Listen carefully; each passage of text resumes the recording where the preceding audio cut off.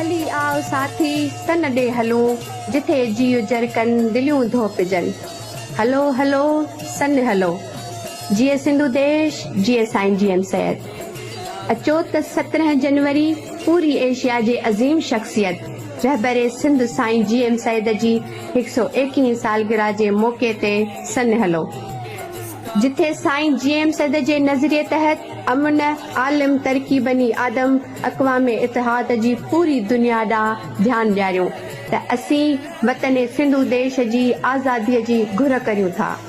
आउं सिंध जे नौजवाननि, शागिर्दनि, अदीब, दानिश्वर, सुजाण धुरिन खे अपील थी करियां त जस्मम जे सियासी प्रोग्राम में शिरकत कनि। जस्मम साईं जीएम सैद जी सालगिरह खे पैगाम सिंधु देश ऐं पाकिस्तान न खपे जो ॾिहाड़ो करे हिकु शानदार सियासी प्रोग्राम रिथण वञी रही आहे। उन करे हर बाशऊर सिंधी ऐं सीनियर क़ौमी कारकुन जो फर्ज़ आहे त सन हलण जी भरपूर तयारियूं करायो ऐं जस्मम जे पैगाम सिंधु देश ऐं पाकिस्तान न खपे वारी सियासी प्रोग्राम में लाज़िम शिरकत करियो।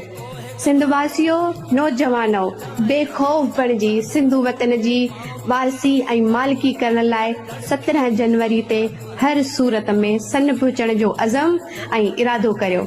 जस्मम जी पुरअज़म सियासी प्रोग्राम में शिरकत करे सैयद सिंधु देश वतन ऐं शहीदनि सां तजदीद अहदे वफ़ा खे दुहिरायो। मुंहिंजे फ़िक्र जा वारिस सालिह माण्हू थी सघनि था जिन जो इख़लाक़ ऐं किरदार बुलंद हूंदो, जिन खे लालच ऐं ख़ौफ़ जी परवाह न हूंदी, जिथे सिर तरीअ ते रखी सिंध जी आज़ादी ऐं पंहिंजी न्याणियुनि जी अज़मत लाइ मज़ाहमत कंदा।